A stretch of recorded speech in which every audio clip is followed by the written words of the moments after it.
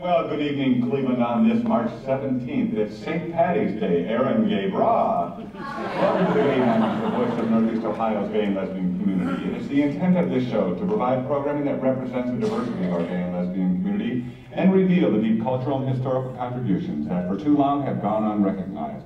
The opinions expressed are those of the hosts and guests, and not necessarily those of WERE or its management. As a matter of fact, probably not. If you are a member of our community, a friend, or just a curious listener, we certainly welcome you, and give us a call this evening here at 578-1300. If you're not a friend, don't tune in, don't call in, find some other way to torture yourself. Unless otherwise stated, you can assume their sexual orientation to be either gay, bi, or straight.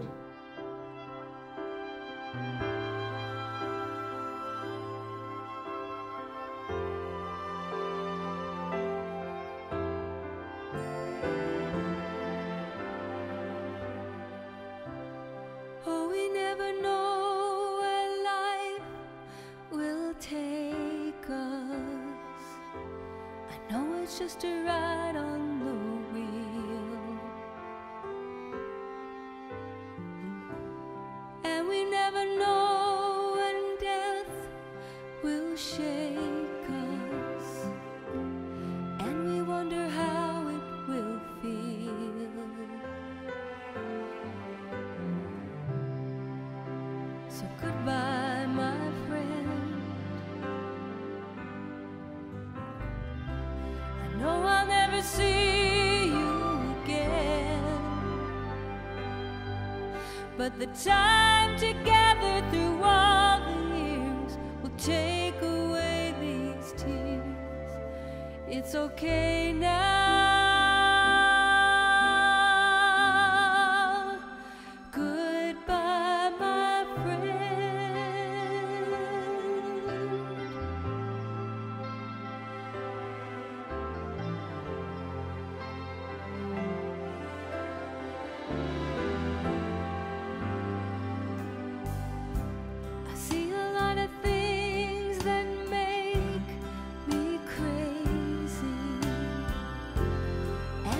I held on to you.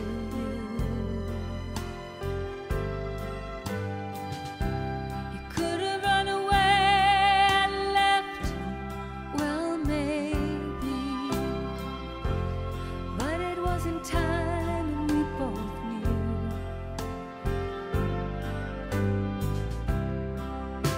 So goodbye, my friend.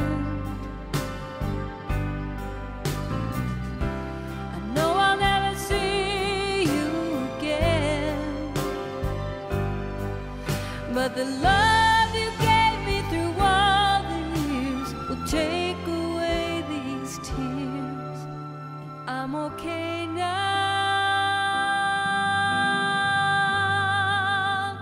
Goodbye, my friend.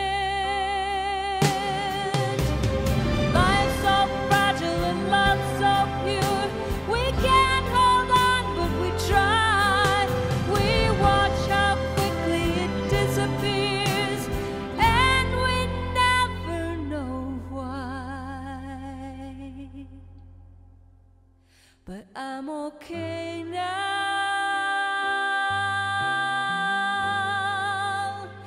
Goodbye, my friend.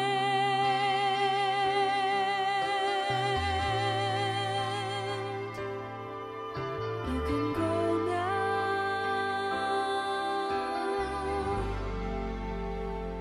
Goodbye, my friend.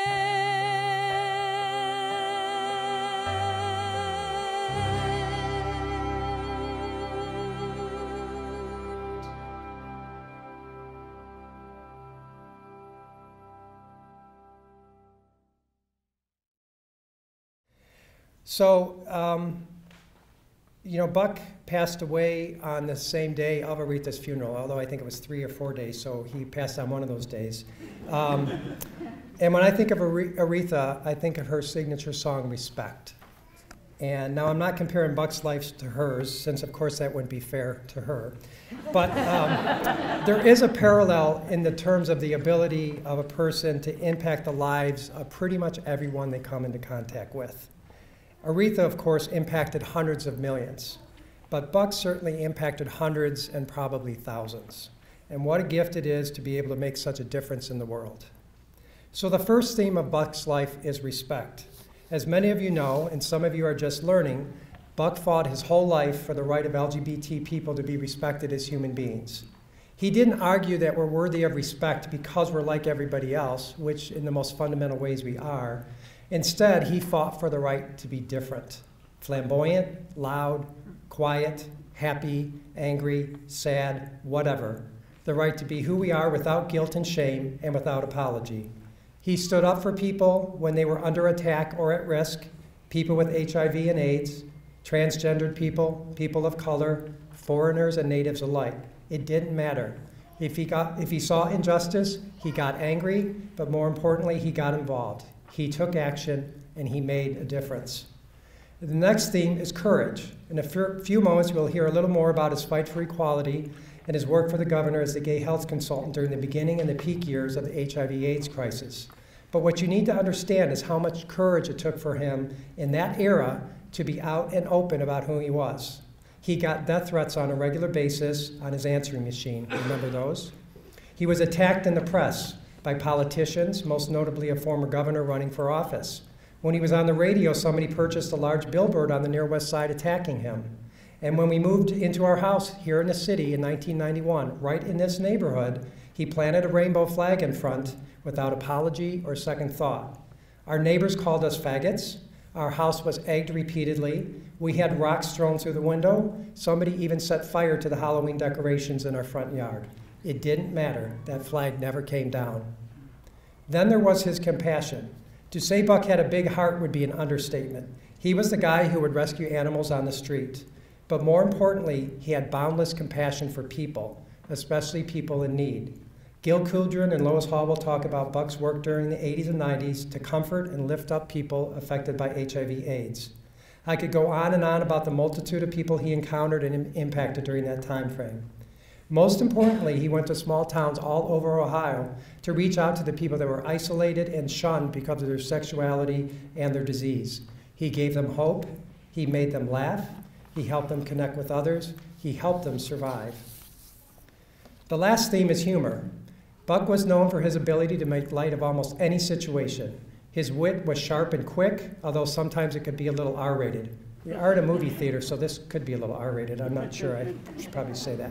He was comfortable talking about sex and didn't mind making others feel a little uncomfortable, even if they couldn't help but laugh along. He wanted to be a stand-up comic. It was one of his last dreams. But I think it's as much, if not more, of a gift to make people laugh through the ordinary trials and tribulations of life than to stand up and do so on stage. And oh my God, did he make people laugh. Karen Williams, who is a stand-up comedian, among other things, will talk about his humor and how he impacted her life. As I noted, there is a biography in the program, and you can see that his life history is quite a story. And I really did not have room to include everything he did, but I think it's a good overview. When I sent a preview to my sister-in-law the other day, she replied back, "Well, there wasn't much at all about you in there." And that is true. Today's program will focus primarily on Buck and his life and the people whom he impacted. Then I will speak at the end and tell you the rest of the story. Buck and I had 30 wonderful years together, and it seems to have gone so fast. But let's start with his early years. Kathy Conry, our first speaker, has known Buck since kindergarten. I'll turn it over to her to start the program. I'd also like the other speakers to maybe come up and kind of line up, because most of them are only 3 to 5 minutes, and I want to make sure that we move along quickly. So Kathy?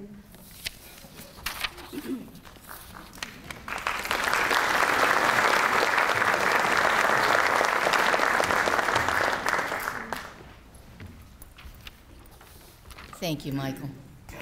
Good morning, everyone. My name's Kathy Conry, but I was known in my younger years as Casey. So hello to my friends who know me as Casey and the rest of you. Thoughts on my old friend Bucky. I remember Bucky and Patty, because I can't really think of Bucky without thinking about you, Patty.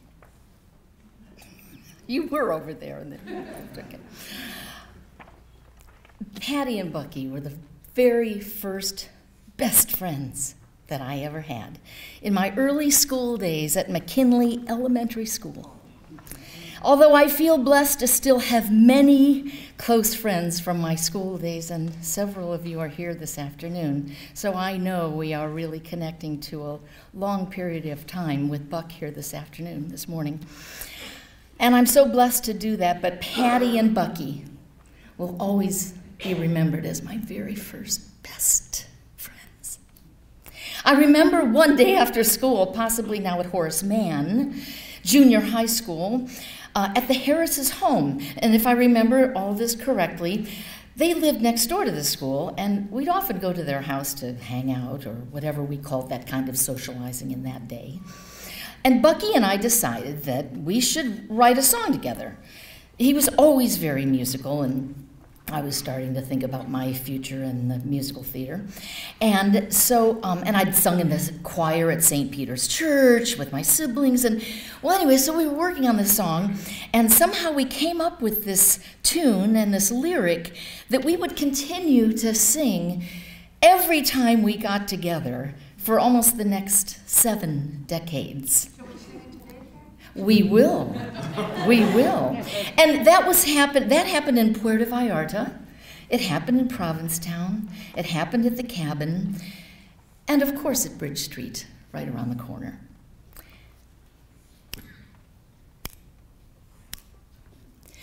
Keep my boyfriend from the devil, 'cause, dear Lord, he's on the level. Keep him safe from coast to coast, 'cause, dear Lord, he is the most. Well, there was no more lyric to be found. Thank you, Patty. You can back me up anytime, baby. Anytime. Thank you, Buck. You get the hook, really. But what was funny about that was, why weren't we offered an immediate recording contract or asked to perform on American Bandstand? That's how old we are. It's a mystery, but you can pretty much see that songwriting wasn't going to be our strongest suit in life. Buck was going to accomplish so many other things.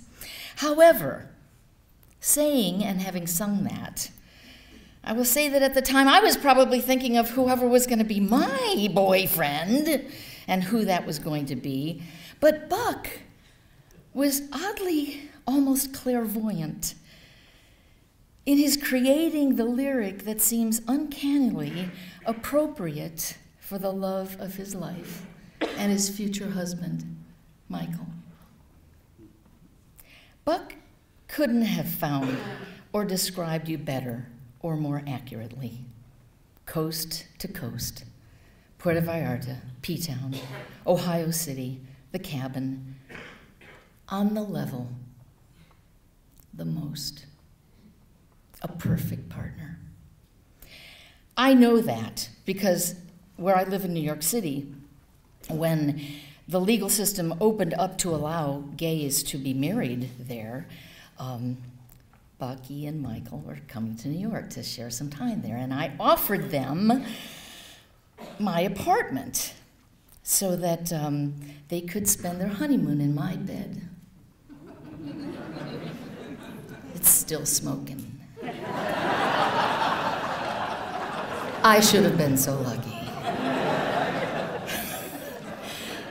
But it was a wonderful time, and when we think about wedding gifts, it was such an honor for me to have you and Bucky in my bed.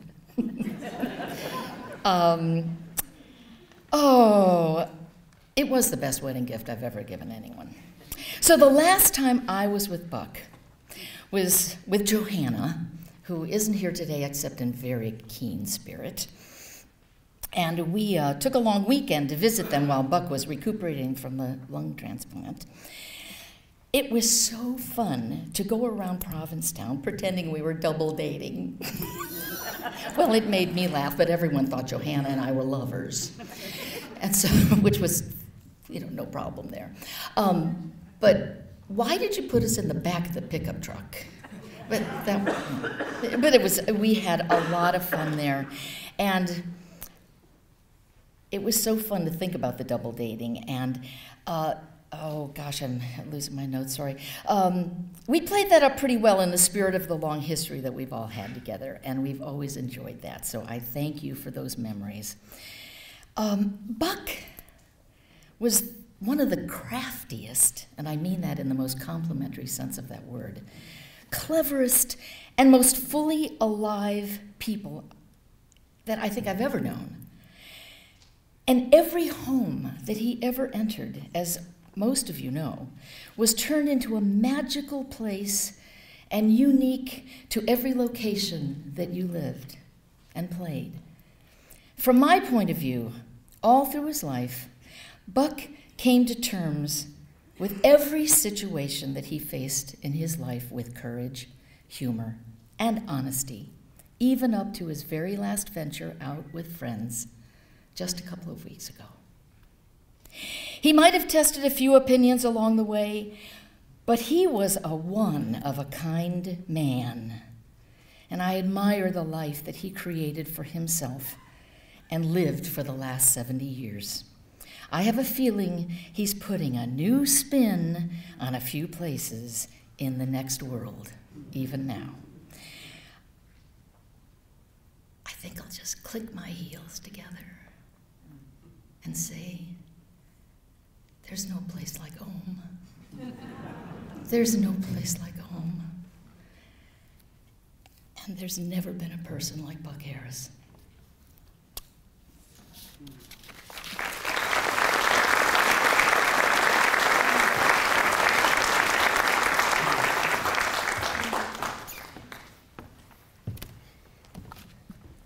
I'll never forget the first day that I met Buck Harris. It was more than 40 years ago, but the memory remains fresh in my mind even today. I was a student at Cleveland State University, enrolled in a class called Current Moral Issues. And as a young gay man from a very Catholic military jock family, I was struggling with a few of my own current moral issues at the time. One day in class, we had a special guest speaker. I had no idea then just how special he was.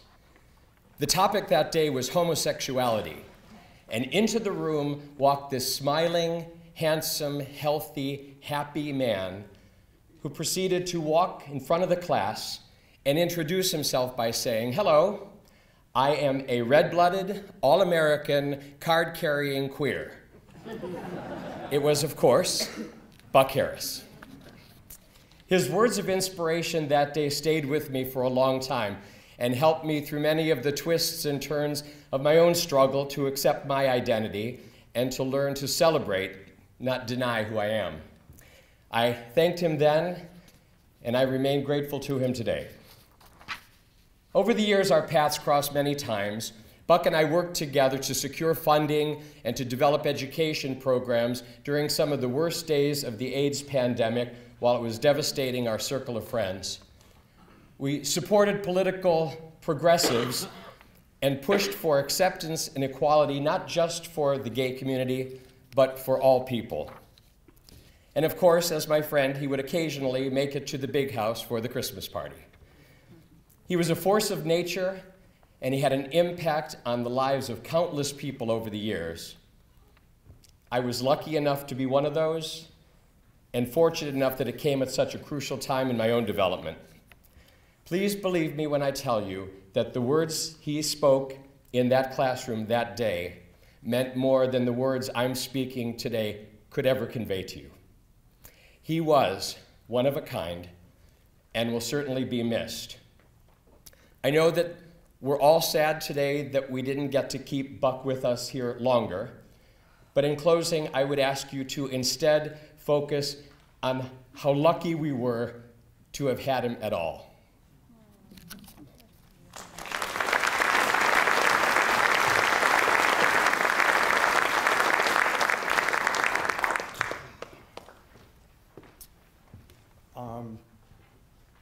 When I thought about doing this, I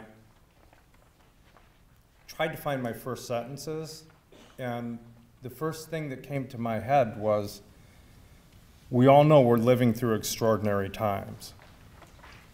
And when I saw people filing in today, I mean, you look around you, there are some extraordinary people in this theater today, but even in this crowd, Buck would have stood out. He always stood out. I'm going to talk about a part of Buck's life that most of you don't know much about. Many of you know about his work with ACT UP because when we would be on the steps of City Hall screaming at Mike White or whoever was the person we needed to get their attention, Buck was standing there right with us, and the Plain Dealer was there, and the news teams, and we usually were above the fold. That was always the goal of ACT UP, was to be above the fold and tell the truth and stand in the middle of the street and do that if we had to. And we always knew that Buck would be standing by us, and there were a lot of people, because of his work with the state, that would pay attention to us more than they would because Buck was standing with us. We all brought something to that fight, but Buck brought something unique. The other part of his life that I'm going to talk about is the Ohio AIDS Coalition. Buck was one of the founders of the Ohio AIDS Coalition, and if you don't know what we did at those healing weekends, we took 85 to 110 people away with HIV from Friday afternoon till Sunday afternoon. And my first weekend was the 6th weekend that Ohio AIDS Coalition ever put on. I didn't know anybody else with HIV who was still alive. Every friend that I knew that was HIV positive was dead. I ran into a few other friends that weekend that I didn't know were positive. People were in hiding back then. Buck was not. Buck was not positive, but anybody who worked with us was associated and thought to be positive. Buck didn't care. From that first weekend that I went to with about 85 men, and it was all men back then, I know of one other person that's still alive that was positive besides myself. There are a handful of other long-term survivors here that I know from the weekends. And every person that I know who's a long-term survivor in Ohio will tell you that part of the reason I am still alive is because of the Ohio AIDS Coalition and the work that Buck Harris did in putting that together. One of the unique things that Buck did was that the power was centralized in Columbus, as it usually is. Not that we're bitter, but Buck really pushed to get the power dispersed throughout the state in each city, each Cleveland, Toledo, Columbus, Dayton. We all formed our own healing weekend committees, and we raised funds. We put together the weekend. We got the staff. We had a doctor and a nurse on staff all weekend. Everybody volunteered. Nobody ever got paid.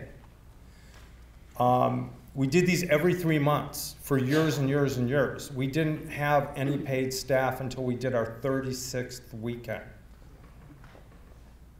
That is so extraordinary.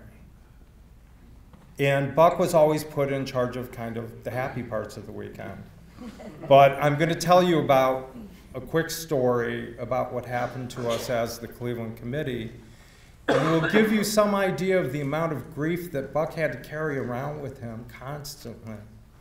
Because I don't think that most people who knew Buck understood that, or the level of loss that he was witness to all throughout those years.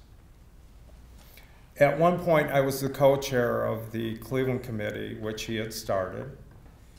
And I had done a bunch of weekends, and we, had a lot of people that we could rely on to do workshops and to bake and to get food and to, take care of 100 people plus 30 facilitators for 3 days is a huge lift.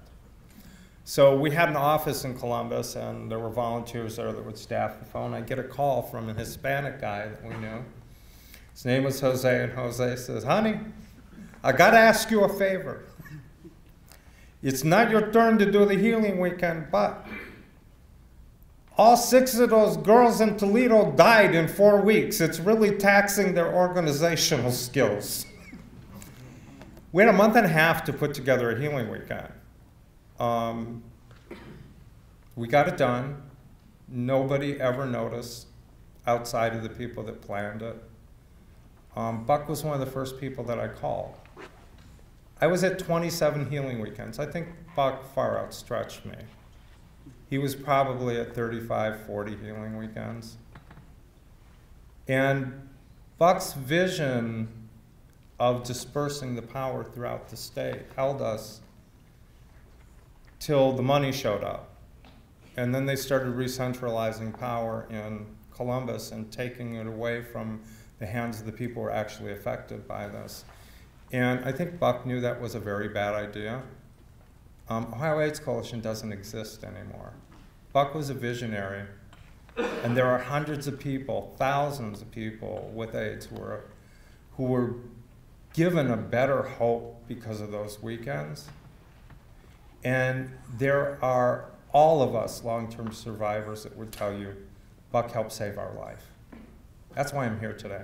He helped save my life.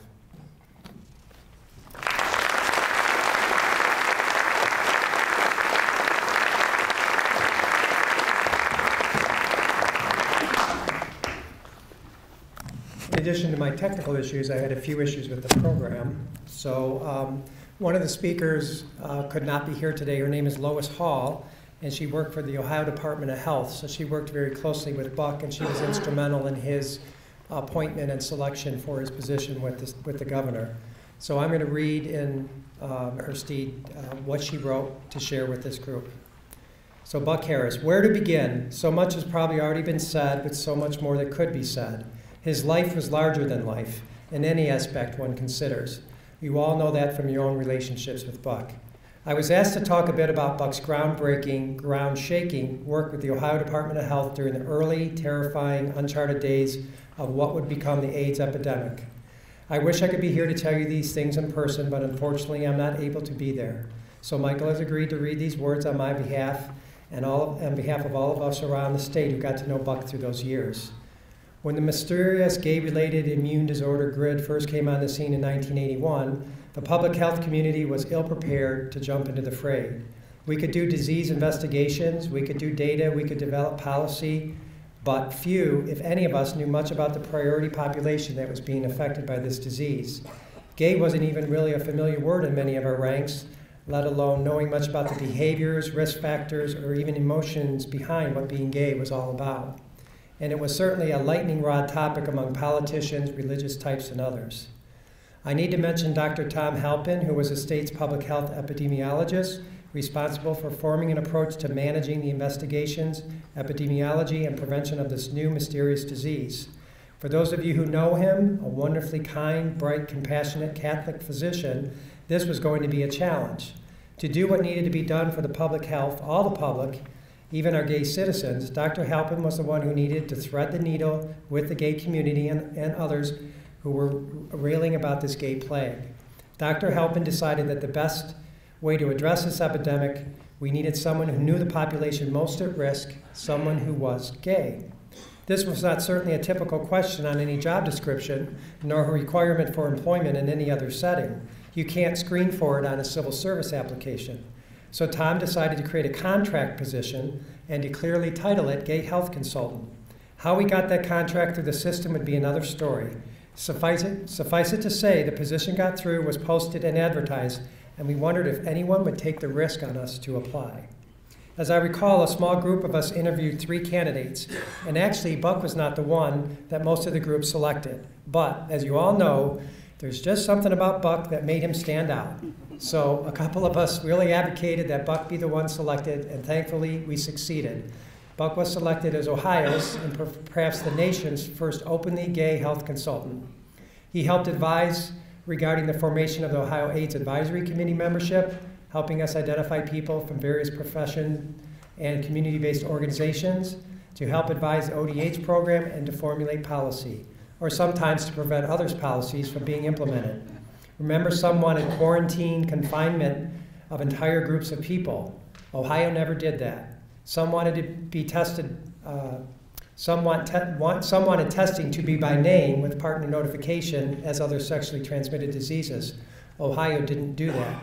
Our testing remained anonymous, hoping that those were already stigmatized by society's reaction would be able to feel safe coming in for testing. Testing, that was the whole topic, was a major part of Buck's work with us. In the early days, the official message was, get this, do not give blood through the blood bank in order to be tested, but if you must be tested, do it through the HIV counseling and testing program. Sounds like politics, doesn't it? Don't be tested, but if you must be tested. And Buck helped us in public health, and most importantly, he helped his gay friends and colleagues navigate those scary, confusing waters when all around them the world seemed to be crashing in as they saw their friends get sick, get very sick, die horrible deaths, and be discriminated against in just about every setting. When the test first became available and was considered for use in public health settings versus blood centers, Buck was charged with leading the development of the HIV counseling and testing program. He almost single-handedly taught those courses through ODH for years. Are there any of you here who took Buck's HIV counseling and testing course? It was intense, and he was excellent in delivering both the medical and scientific aspects of the program, but also the emotional and social aspects. I will never forget a couple of the exercises he used in those courses, having us all line up along the wall, deciding where on the scale of totally straight to totally gay each of us might be. Yes, if we were going to help others, our gay others, we had to get honest and real with ourselves. And sometimes the counselors in training would cry, realizing the weight of the work that laid ahead of them. And Buck would oh so gently reassure them that what they were about to do might be the hardest thing they've ever had to do professionally, and that it would not be just a responsibility, not just a job, but a ministry to those they'd help and seek. It wasn't just a programming, it was a counseling and testing program, and Buck fought hard to keep it that way, and that counseling needed to be done in person, only by those who were adequately trained to deliver the news and the ensuing hugs, if accepted. I think a part of the training program with Buck was one of the most important, most sacred parts of my career in public health. And then there were the numerous professional and public education talks Buck and I gave around the state. I, among a couple others, would talk about science and data, and then Buck would talk about the social and emotional aspects of the disease. One of my favorite parts of these talks was when Buck would explain he was hired just because of his keen sense of gaydar, or the ability to identify those who were gay, even if they hadn't disclosed it or labeled themselves as such. He would tell people he could just tell who was really gay. And to prove that, he'd tell the audience, public or physicians, or nurses, or counselors, or clergy, in a few minutes, I'm going to come around out into the audience, and I'll be tapping several of you on the shoulder to let you know that I know you're gay. Whether you've come out yet or not. Oh my gosh, you could hear a pin drop. It got very quiet in those seats, and no one looked around or anything else. They all just sat there praying, please don't tap me. And then Buck would come into the audience. And he'd just laugh and say, no, I wouldn't really do that to any of you, but I wanted you to know just a bit about what it's like every single day in our society for those who are gay or bisexual or questioning or unsure to be terrified that someone at work, at school, at church, or at the family holiday party would tap them on the shoulder and call them out as gay. Buck had such a way of gently but seriously teaching all of us things no one else had taught us and didn't know how to, and maybe didn't even want to. And everyone who had the honor and pleasure of being in Buck's training or public education talks thanked him and loved him for how gentle and gracious he was to answer any and all of our ignorant questions and sometimes unbelievable questions. I don't know what young Buck wanted to be when he grew up, but I bet Ohio's gay health consultant was not anywhere on the list. Yet he was, and I'm so thankful it was Buck. He touched so many lives in such a sweet and sensitive and gentle way during those scary years, with just that perfect glimpse of humor too. God, I'll miss his cute smiles. He would gently make us all feel comfortable with some of the most uncomfortable topics of the day. Last December, I lost a great friend and life teacher to cancer. He was one of the first openly gay men I knew, and I'd known him since high school. I thought then that he was one of my great life teachers. He taught us about music and arts and Broadway shows and life. And as I thought about him as he died, I thought about our other great life teachers in my life, and there are three, and Buck is among them. I knew Buck had cancer too, and I knew at some point I'd be saying goodbye to him too.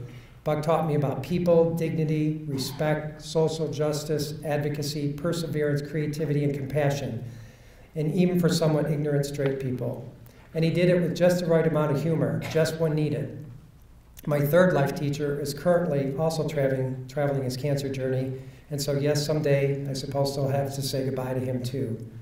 But I will remember and be thankful for those life teachers and all they taught me, Buck being right up there with the other two life teachers. Buck came to Columbus this spring just to have lunch with me. I was so thankful, so honored, so very glad to see him in person, to share some memories, but most of all to get a couple of hugs. I wondered, sort of figured, it might be the last time I saw him. I got to spend time in his presence. We asked the waiter to take our pictures together, and I'll have that to remember too. I'm so thankful for that picture, but mostly I'm just thankful for Buck, all that he meant to me and to the public health community in Ohio and the nation, to his community. Buck Harris, I love you, always have, always will. You will be remembered forever in love. Thank you, Lois.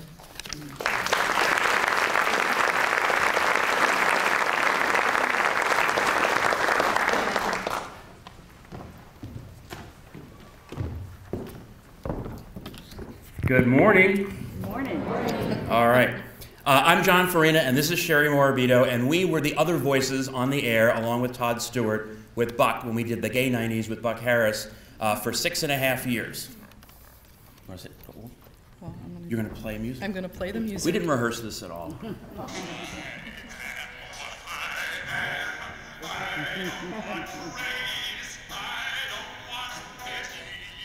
That was the theme music. That was the theme music that Buck played and lived. I am what I am.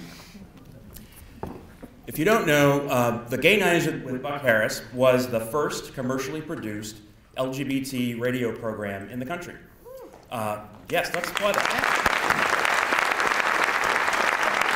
It was the first show to tackle LGBT issues. We talked openly, as we know that Buck talked openly about just about anything. He had a little bit of a filter because we had to be on the radio and didn't want, and I had my finger on that 7-second button at all times when we were on the air with Buck.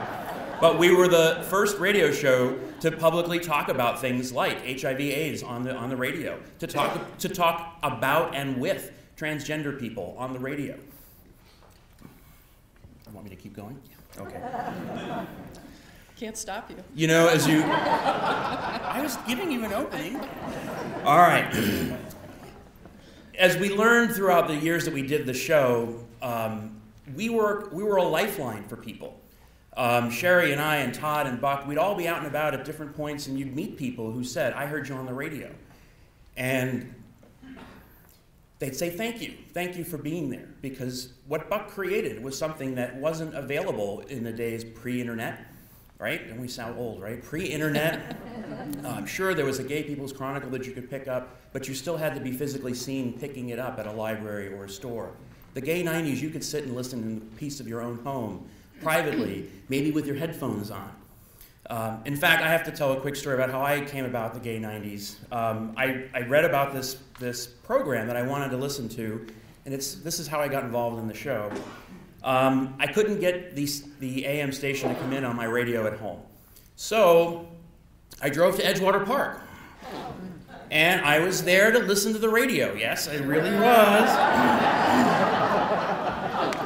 And I decided to call into the show from there, and I said, hey, and Buck says, where are you calling from? I said, Edgewater Park. He says, well, why don't you do the Edgewater Park traffic report? And right then and there, I was a part of the show.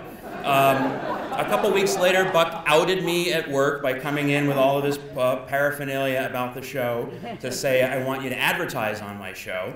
And then from there, I became a kind of a co-producer and an engineer. I was always his political foil. I was a Republican back then. But it made for great radio because we sparred constantly about whatever was happening in the news at the time. Are you ready now? Yes, I'm ready. All right. I was the news director on the Gay 90s. I was also the token lesbian. And I was referred to that quite often, the token lesbian. The internet was new, and we were able to bring current news to anyone who could listen, as John said, in the privacy of their home without needing to tell other people that they were gay. I was also outed at work by my association with the Gay 90s. I wasn't out at work, but on the show we used our real names. Buck was courageous and brave, and that feeling came to all of us to be brave. I went to work and a coworker said, "I heard you on the radio. I didn't know you were gay." And I said, "Well, it's not like I really broadcast it, though, yeah." That was a crucial time in my life as well, and Buck was able to show me his bravery and his humor, and that rubbed off. He was never at a loss for words. He showed what life outside the closet could be. As we all know, Buck filled the room, and he filled our hearts. Thank you, Buck. We miss you. And I want to just wrap up with, I had a chance to spend some of Buck's last days with him, and we talked a lot. And I asked him, "What are you most proud of?" And he said the radio show, because of so many people that he was able to touch and reach. And so we're all very thankful for you, Buck. There'll never be another one like you. Thank you, Buck.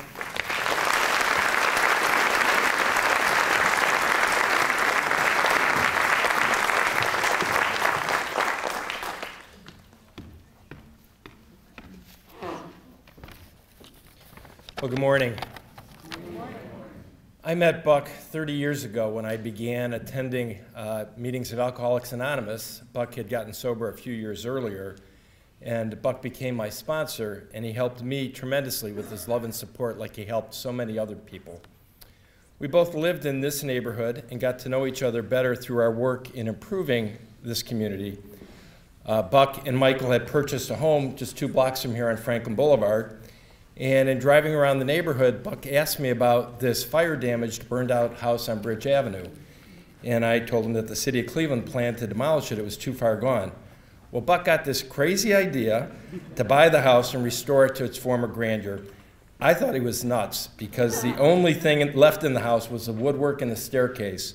But Buck persisted, so I worked with him for a year to help clear all the liens that were on the house so he could get good title, and he and Michael have done this amazing job to make it the showplace that it is today. And it's been the anchor for revitalizing Bridge Avenue. Shortly after moving in, Buck became fed up with the drug activity on Bridge Avenue. There were drug dealers on every corner 24 hours a day, and I'm not exaggerating when I say that, on every corner 24 hours. Buck and Michael founded the Bridge Brigade Block Club to organize neighbors and bring people together to work on improving Bridge Avenue.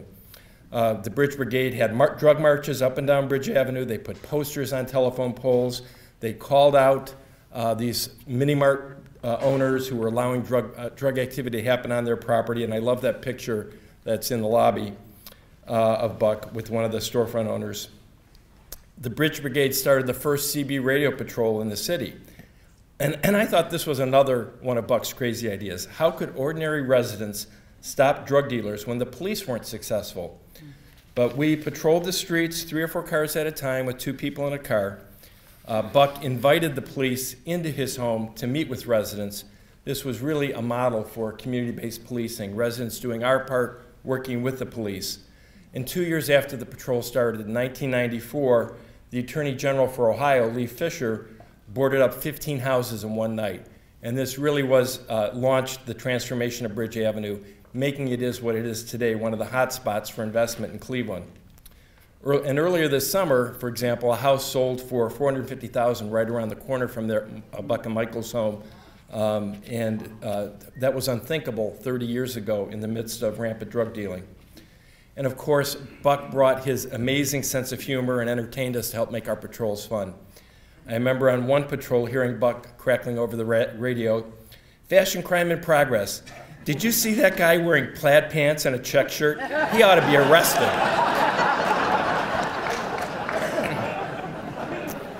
Buck and Michael have helped our neighborhood in so many ways, including serving on the board of directors of Detroit Shoreway Community Development. In 1995, Detroit Shoreway honored Buck with the Irene Catlin Neighborhood Leadership Award for founding the Bridge Brigade and the CB Radio Patrol. And then in 2012, at our annual benefit, we honored Buck and Mike with our organization's highest honor, the Father Marino Frascati Neighborhood Champion Award, because of the lifetime commitment that they've demonstrated to this community. But of all the amazing, remarkable things that Buck accomplished in his life, what impressed me the most is the love and compassion that Buck showed for other people. The day after Buck passed away, I was at an AA meeting with 12 other gay men. Most of us had known Buck in one way or another. One man commented that when he got sober and started coming to AA meeting, he was coming out of the closet after he got sober. Buck was the first gay man that he had met. Another man mentioned that Buck gave him his first big book. That's the Bible of AA, and it's really meaningful when somebody gives you a big book and signs their name and phone number and says, call me at any time. Buck offered to help everyone. Another guy mentioned that Buck had asked him to come on his radio show and talk about being a gay parent, and this was in the early 90s when those topics were just starting to be discussed. But of all those things, Buck reached out to people who needed to be loved and cared for the most, especially the mentally disabled, the developmentally disabled, people who were different and felt unlovable. Buck reached out to help and touch all of us, and that to me is the mark of a truly great man.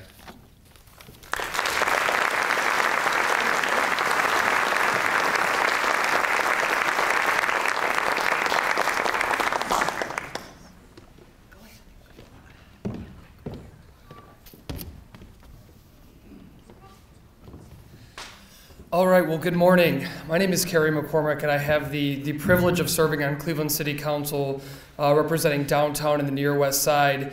And I do so waking up every morning as a proud and open gay man.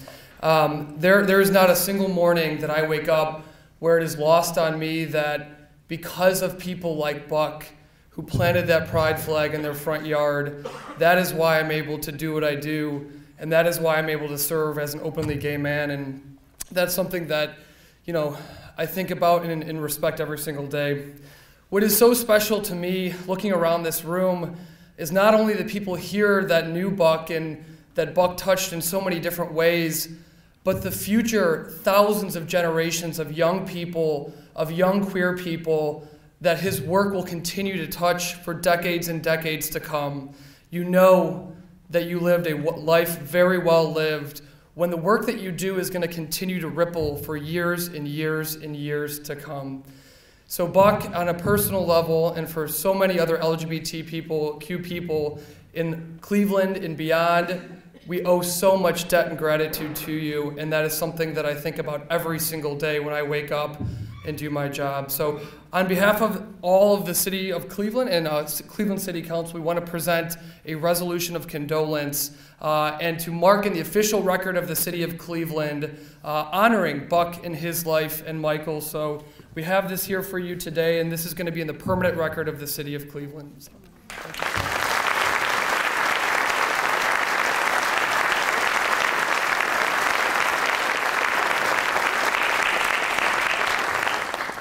My name is Nikki Antonio, and I am currently a state representative serving the area in Lakewood and Cleveland. And so I have been Buck and Michael's state representative. But more than that, I met Buck in the 90s. I was working at what was called the Westside Women's Center then. It's now called the Women's Recovery Center. And it's over on Storr now, but it was on Lorraine Avenue about West 49th in Cleveland. And at the time, our center was the first one that was actually working on the issue of HIV and AIDS with women. We were doing both prevention programs, and we also were the first organization in the city, actually I think in the state, that had a support group for women who were living with HIV and AIDS. Buck and I met because he was working at the state level as the educator, but he was also very, very aware of the issues surrounding women. And at the time, women were considered vectors, they were called, which meant that they were to blame for some men, in heterosexual men, maybe, being contracted with HIV and AIDS. And I think it was because of his sensitivity and the work that he did with Planned Parenthood, perhaps, that really made him a friend and an ally as we tried to work with the other organizations. All the other prevention programs and everything were really focused on gay men, as well they should have been. But Buck was the person who really understood that there was a need to reach out and to support those of us who were reaching out to the women in the community. And I always very much appreciated that.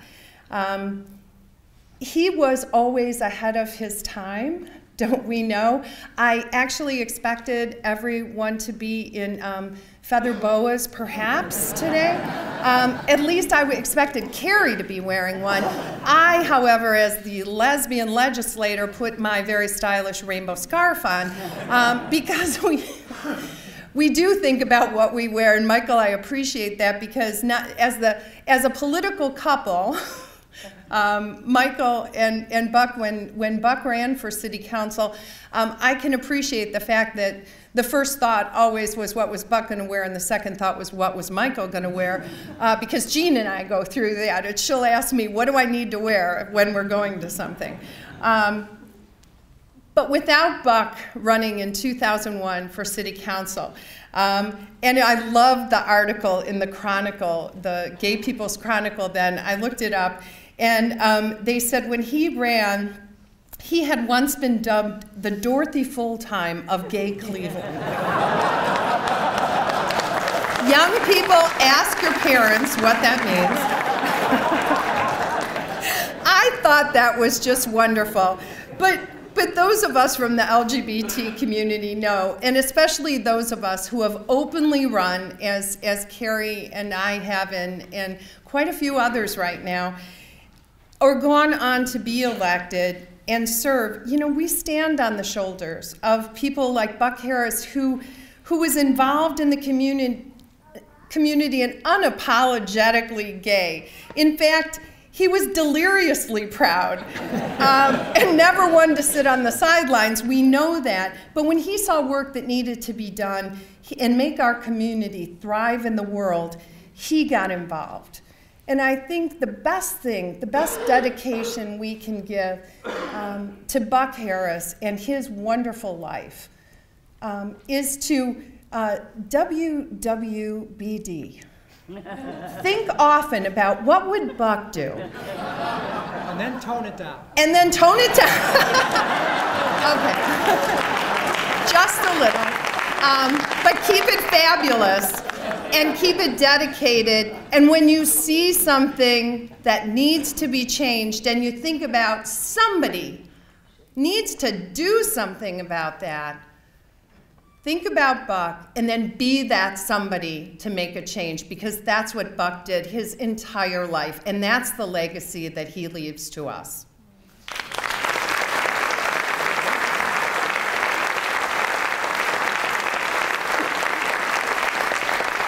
And it's an honor for me also, Michael, to bring to you a letter of condolence from the state of Ohio, from the Ohio House of Representatives, you know, for Buck's long history of work on behalf of all of us. Because when somebody works for the betterment and the advancement of understanding, compassion, and health of people in the LGBTQ community, they work on the betterment on behalf of all of us in the state of Ohio. And so there is also on permanent record in the state of Ohio, Buck's contribution, our deep condolence for your loss, Michael, and our gratitude for having shared Buck with us. Thank you.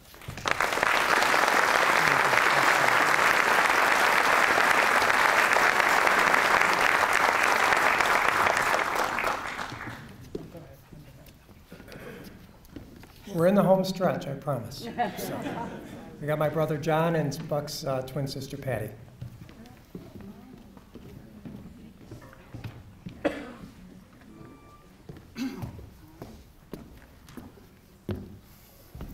Hello.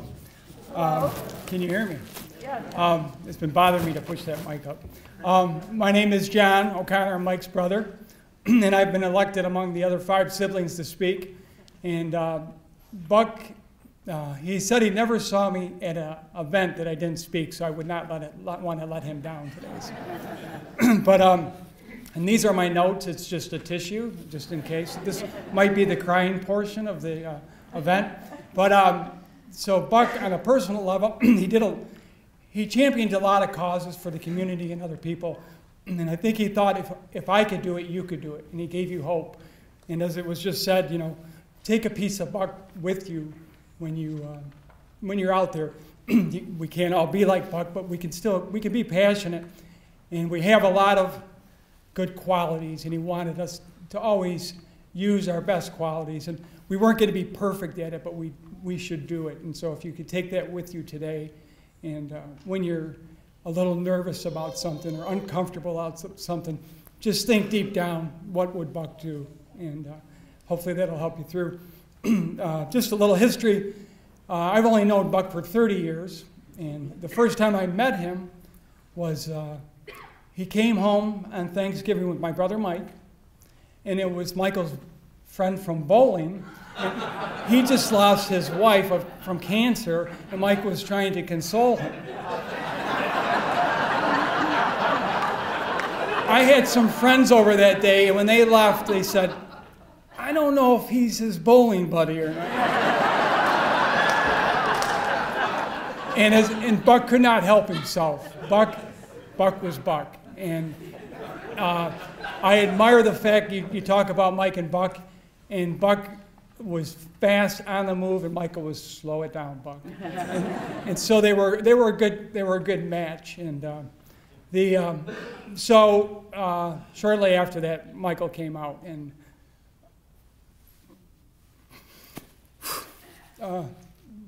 that was Buck's gift to us.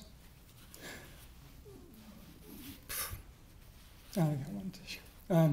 And we got our brother back, and he could live. And I wasn't going to do this, but I got 5 minutes of this. So, but we got our brother back, and Buck, he would get Michael to do many things he didn't want to do. And he tried to get me to do one thing. We went up to Pelee Island, and we're going to go fishing, and there was this green pond that you had to go get bait in. And he said, we got to jump in there. You might get some leeches on you, but we'll get them off. For whatever reason, we didn't get in that pond, and I'm grateful for that. But Buck had a lot of things. He had, when we first met him, he had a sailboat, and we'd go down and visit, and what a wonderful time Michael and Buck put on. And Buck, loved entertaining the kids, knew the song about Pelee Island. He would sing to them, and Puff the Magic Dragon, and then he couldn't sing any of the R-rated songs, so that was about it. But he tried. And once a week, my brother Mike would call my mom, seeing that he lived in Cleveland, and it would always be, my mom would get off the phone and call one of us. He goes, guess what Buck is doing now? So there was always a great entertainment value with Buck, but we were blessed to have him. And on a personal level, we knew him, and he was still great to be at parties, and he was always fun. And in later years, it was a great gift to my mother. We'd lost our dad, and after the cake would be cut, and they would eat the cake, Buck and my mom would leave. And they shared a lot of good times. Early on, when Buck would come in, and Michael would be just biting his lip, hoping Buck would not say something that might be a little inappropriate. But and Buck did. He kept his tongue for the most part. But Buck, he had to be Buck, and that was it. So what a great gift, that we had on a personal level. And I hear there's so many people, and there's so many more people that wanted to be here. I saw on Facebook all the messages, and what a great gift. But he wanted you to know you have that gift too. We all do. So I'm so grateful and blessed, and our family is just blessed to have had him in our life. And I don't think the first 40 years were that good anyway, but no. But we did see him, and he was in recovery, and there's a few of us in our family, and now we don't have a family function. We have to worry about how much beer we have. We have a family function to see if we're going to have a meeting or not. So coffee, and if anybody smoked, But when he championed a cause, he did. And so once again, I'm grateful for that. Thank you.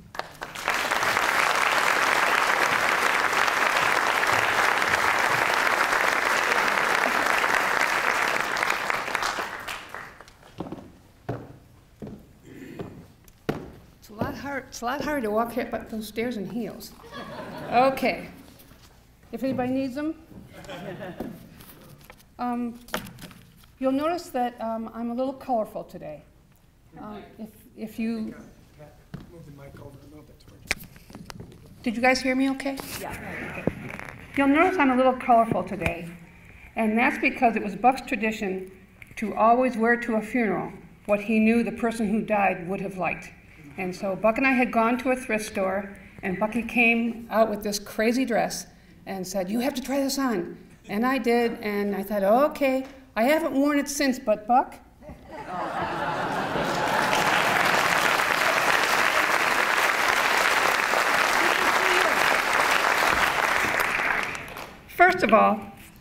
First of all, I guess I need to tell you I'm a little bit nervous. I'm not the public speaker that my brother was. I've never been on TV, I've never done radio, and I've never been quoted in the Plain Dealer. As a matter of fact, I got a D in my speech class in high school. So please bear with me. By now you've heard all about the wonderful things that Buck has done in his lifetime. But as his twin, I want to share with you some personal things. For those of you who don't know, Buck's real name was Michael. Michael O'Connor has given you a story that Buck told him, but now I'll share the real story with you. When I was a little girl, I couldn't say the name Michael. And so I named him after my favorite song of the time, which was Bucky, Bucky Beaver, from the Ipana toothpaste commercial. And that's how Buck got his name. When we were 3, Buck had bone cancer of the hip. His recovery included being wheeled around on a cart that was made from an old door by my dad. Being so young and having no concept of the seriousness of his disease, I pulled him all over the neighborhood and thought we were just having fun. The doctors told my parents that he would most likely have difficulty walking for the rest of his life. Boy, were they ever wrong. Not only did he walk, but he soared. When Buck and I were in our early teens, my parents taught us all of their dance moves. Because, am I talking too fast? That's a Harris trait. No? Okay. Because we followed in our parents' footsteps and became really great dancers, we won several dance competitions at the country club my parents belonged to at the time. During our early 20s, Buck and I were invited to several of our friends' weddings. It became a tradition, and many of you out there know this one, it became a tradition that Buck sang Moon River, always singing the first note off key, at every wedding he attended. He will be remembered by his many nieces and nephews for the song he wrote, Pelee Island, the Best Place to Be, which we sang around our many campfires at our family cottage on Pelee Island in Canada. His many talents never failed to amaze me. I have to tell you, Buck always made me crazy. As a matter of fact, he really pissed me off when he introduced me as his twin sister and would add, "This is what I would look like in drag."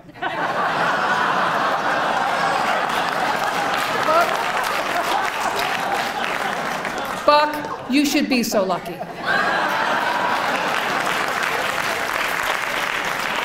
My parents were extremely liberal and supported, I'm going to use a word, I'm not sure if it's current nowadays, but back in the day, this is what you guys were called, so don't be insulted, okay?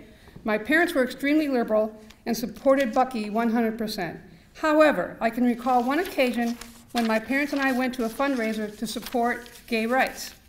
It was a formal affair, and there were several transvestites in attendance. And damn, even though I thought I looked hot, they looked better than I did.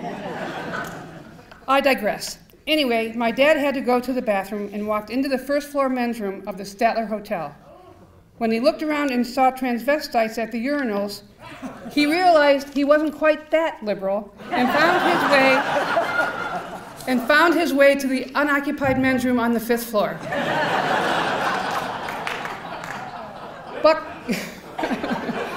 Buck always dated the most popular girls in our high school, and didn't, and Chris, you're in the audience, aren't you? Yeah, there's Chris. Buck always dated the most popular girls in high school and didn't come out to his Lakewood friends and family until he was 27. Prior to that, he had tons of male friends and often brought them to our house.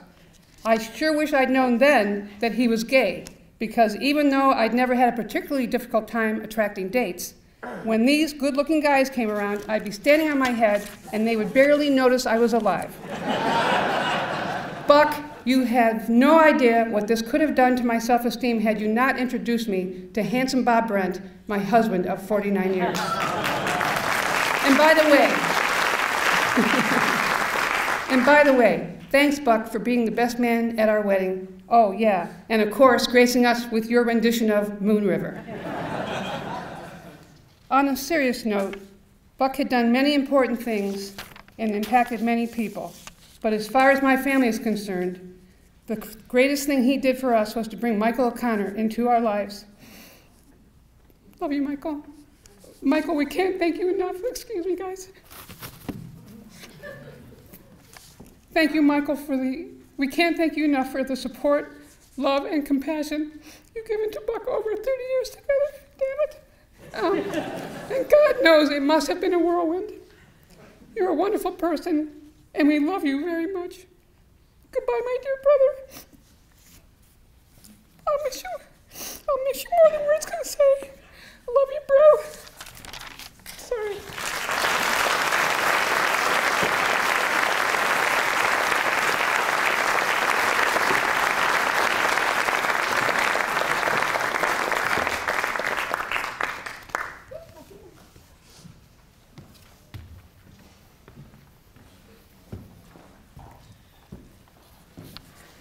Well, thank you, Patty. It is nice to have the last word with Buck, isn't it, though? So, and my brother John's a pathological liar, so don't listen to anything he said.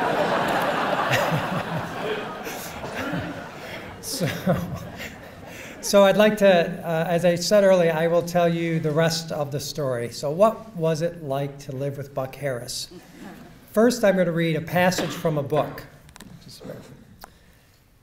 Here it goes. He is a shooting star of infinite genius and practically no end of tales to tell. Just think of it, a butterfly with a jet engine inside, moving all the time, busy applying talents he doesn't even know he has. He wants to make people laugh or cry, or in any case, react to him, respond to his dynamism, and admire his marvelous ways. He's a born doer and knows instinctively that there will always be another novelty waiting in line inside his head. Perseverance is another pair of socks altogether, though. He will perform nightly in the same spot, but don't forget to give him top billing. He loves to show off. His sales acumen is such he might sell stray dogs to the ASPCA. The solution to this personality's major dilemma is to find the right partner who knows just how much rope to issue every morning to this little nutcase so they don't go out and hang himself during the day. A nice solid sort who knows how to put his own ego in his back pocket and allow him to zip around basking in his own ego and still rein in the little darling when the night falls.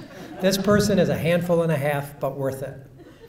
This is actually from a book entitled The New Astrology by Suzanne White, where she describes a person born on under the Western astrological sign of Gemini and the Eastern sign of the Rat, as Buck was. I've always found astrology interesting, but never had much belief in it. The only explanation for this spot-on description is she must have encountered Buck somewhere along the way. It may come as a surprise to some of you, but Buck loved attention. You could love him or hate him, just don't ignore him. He made many appearances on TV when he worked for the state, and of course the radio show made him a local celebrity. He really wanted to get syndicated and go national, but that just did not happen. He had all of his shows on cassette tapes, and his worst fear that all would be thrown away and forgotten when he was gone. I used to say, so you don't just want to be famous, you want to be infamous. He replied, fame and fortune, is that really too much to ask?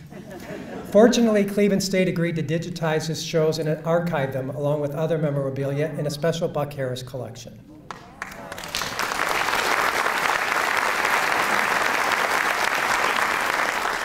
Some people have plans, Buck had ideas.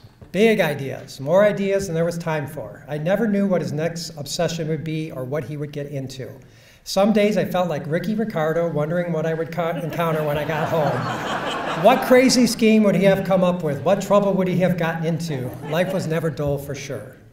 We did make a good team. He would start something, and I would finish it. He would cook, and I would clean up. It was apparent to most people that I grounded him, and that we balanced each other out in that way. Yes, I grounded him, but you should know that he lifted me up. He got me to go places, do things, and try things that I never would have otherwise. What else could explain me, unlike my brother, wading around in a swamp on Pelee Island, trying to catch crayfish to use as bait? Yes, like a lot of other people, my life was so much richer because of him.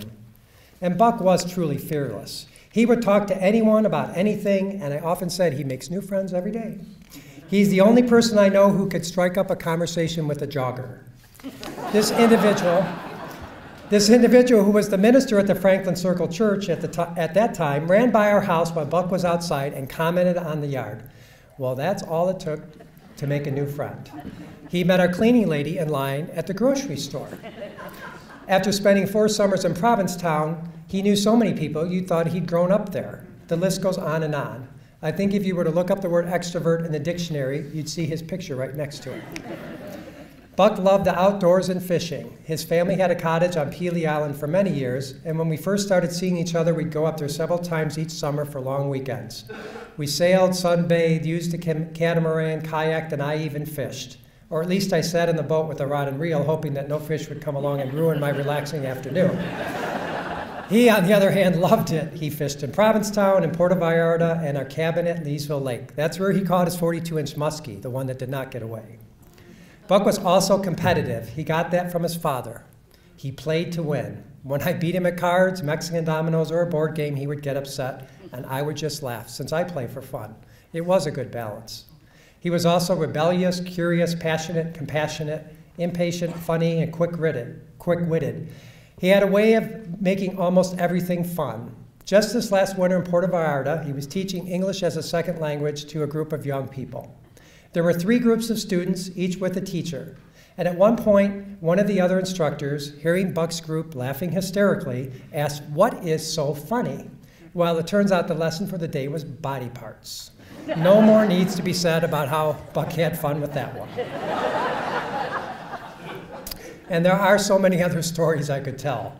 The crazy animal stories, his love of thrift shops, and the extensive wardrobe of mostly used clothes. So I'll tell just one more before I close about what he's doing now. It's called Buck's Last Adventure. Labor Day weekend was just getting underway, and the lines were already backing up at the pearly gates. Soon a voice cried out from the back, "Can you open another lane so we can get this line moving? We've been waiting forever." Ah, St. Peter thought, he finally made it. Maybe he thinks he's at Costco or something. Kind of funny he's so impatient when he made us wait so long for him to arrive. Let's see, bone cancer, quadruple bypass, double hernia surgery, motorcycle accident, scooter accident, broken hands, broken wrists, multiple other bone fractures, pulmonary fibrosis, skin cancer, lung transplant, and finally lung cancer. "Please be patient, Buck," St. Peter replied. "We'll be with you in no time." Kind of ironic that he talks about waiting forever when he just entered the eternal world, St. Peter chuckled. He will soon learn. By the time Buck's turn finally came, it was actually hard for St. Peter to get his attention. During his wait, he had decided to busy himself by talking to a lot of other arrivals, sharing stories and entertaining them, as he always did. And there was a lot of buzz about Aretha's recent arrival and what a spectacle that was. Plenty of things to talk about. "So, Buck, it's great to finally see you," St. Peter said. "At one point, even I thought you'd live forever." Buck laughed. "I think a lot of people lost a lot of money over the years by betting against me, but you know, there were just too many things to do. I just didn't want to leave."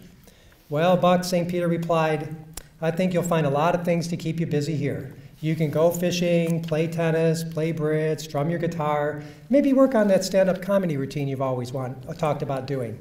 You can even garden now, something I know you missed terribly after your transplant." "That sounds awesome, and I'm really anxious to see old friends and family," Buck said. "So many people I lost over the years, especially during the height of the AIDS crisis." St. Peter got a serious look on his face. "You know, so many people came through these great gates, grateful that you had been there for them. You helped them live, in some case you helped them prepare to die. to find some peace. You'll be quite busy catching up with that crowd.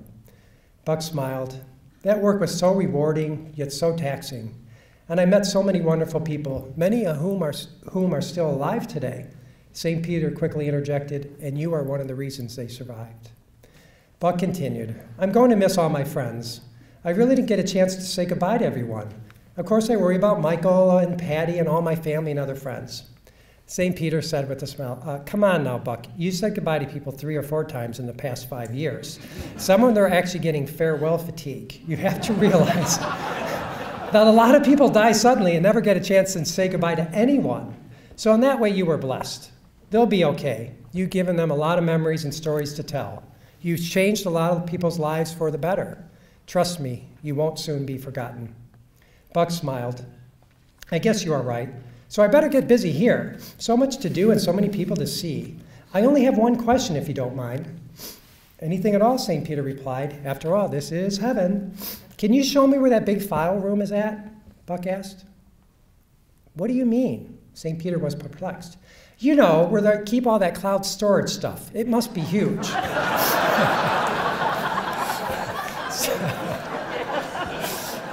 So with that, I've been introduced to Coastliners for the men's chorus. We'll have them come up on stage. I'll move the mic, hopefully not break anything, and have them perform. Thanks.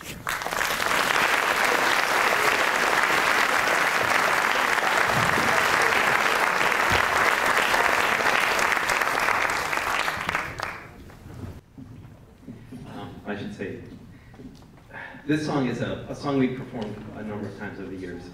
It's a lullaby, and we would always invite the audience to imagine what the world would be like if everyone would sing this song to their children. We have cleared off the table, the leftovers safe, wipe the dishes and put them away. I have told you a story and tucked you in tight at the end of your knockabout day. As the moon sets its sail to carry you to sleep over the midnight sea. Well, I will sing you a song no one sang to me. May it keep you good company. You can be anybody that you want to be. You can love whomever you will. You can travel any country where your heart leads, and know I will love you still. You can live by yourself. You can gather friends around.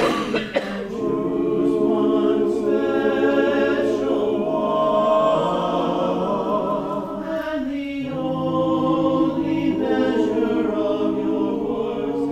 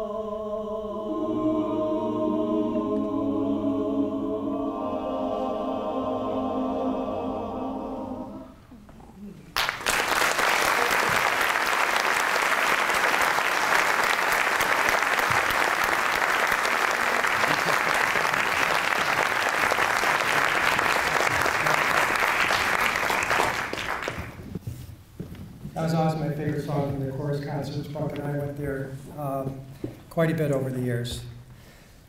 Before we close, I'd like to make sure that you all know that you're invited over to our house for a light lunch. The house is Buck's creation and a reflection of his personality. Each room has a different theme. I've always said it's like the inside of Buck's head, a lot of different things going on all over the place. And thank you, Buck, for being a part of all of our lives. Thank you.